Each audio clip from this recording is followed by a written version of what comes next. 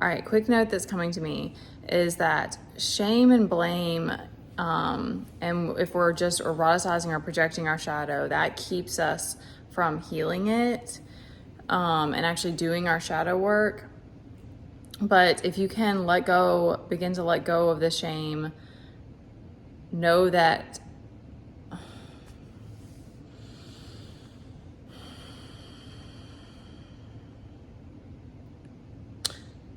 that was put on you, but that's a vital aspect of who you are, or it's a huge part of your identity. And because I'm thinking about one that's popping up for me is this obsession with my body, and it's actually tied into it's both sides of the fear of being seen and also the desire to be seen. So oh my gosh, it's hard. It is very difficult to articulate. But it's sort of like you have to do the opposite thing of whatever you feel ashamed of. It's like you have to come to acceptance first, so that you face the fact that this thing has control over you, and that it's a problem, and that you want to let it go, because none of us are going to change if we don't want to.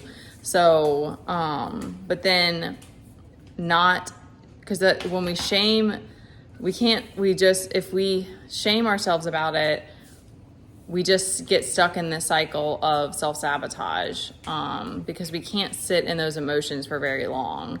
So we have to actually purge it, let it go, accept this about ourselves, and realize that we all have these things. I think having the realization that so many of us go through all of these things helps you to not feel alone in it. I'm sure that's why they have AA meetings, and that's that's been a long running program that works really well, because they do this process and they speak everything and they purge through it, so that there's a big healing part in that. Because that's the biggest thing, is shadows are only shadows because they haven't been brought to the light. That's the only reason we have it is your shadow. I don't know that we get to escape shadow. I don't know that we get to ascend out of shadow work. It's this continuous thing. But once you kind of embrace those parts of you and accept them, then it's easier to move along with it. And then also to see kind of more, to own it as a part of you and an aspect of you, and to realize it gives you a deeper understanding of yourself and humanity.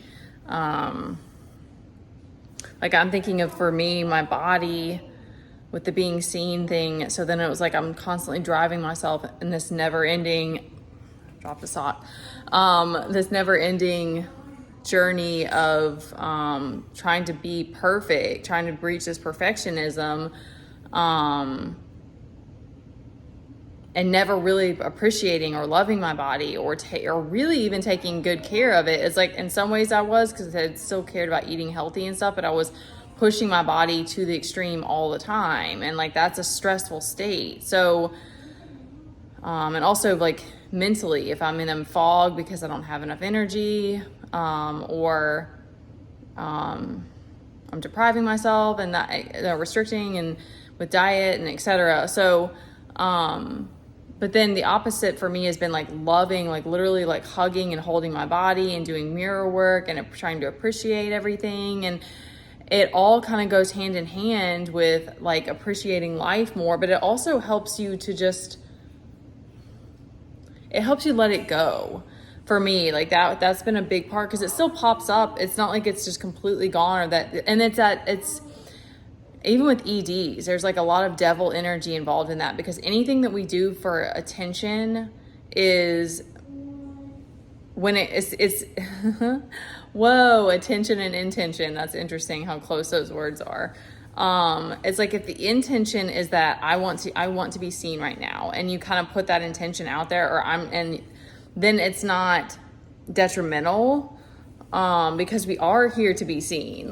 This is a physical world, and God wants to be seen too.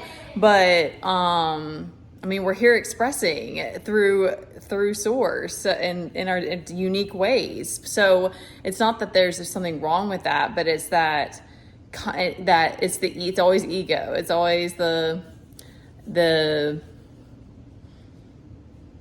if we're not consciously trying to move through things, move through the day, move through whatever, then we're allowing the ego to have that control.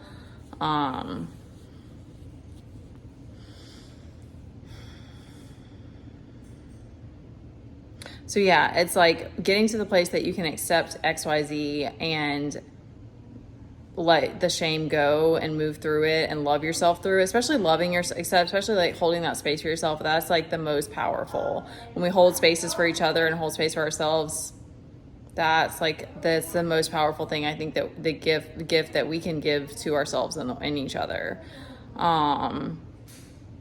Because we do all have that. We all have these repressed parts of ourselves. I still have shadow work that I don't think I've tapped into. But because like for me, like I try to keep skirting around this whole star energy of like wanting to perform and be seen, but it's like, that's a part of me. And I have to, like, I felt, like wrong about it, or like, I don't know. I'd have to sit with that about what all the feelings are about it. Like, I'm not good enough and I'm not meant for that and stuff like that. But it's like, if it's a part of you and it's a part of your journey here, and it's meant to be because it's meant to inspire others, and it's part of your journey here. So, working past those fears that I have as part of my shadow work.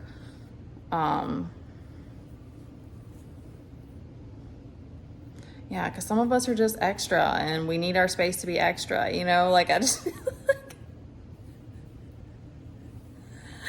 it's not about, I think that's the thing, is it's like, I want to be, I have this like deep desire to be humble. And so I'm like, I don't want to be a performer. But then like this other part of me is like, I've done all of these different things that were like on a stage in front of people. And it's like, that's just a big part of who I am. And it brings me joy, and it's like, it fulfills me in some kind of way. And so it's like, I need to find an outlet for that. And because if there's that passion in you, that passion is going to fuel someone else's passion. That's where that inspiration comes in. So it's like, it's easy to forget that, even though some people, of course, like there's going to always be critics, there's going to be people who don't like it or who don't support it. But if it's something deep within you, we won't be fulfilled without actualizing those things. Stop there.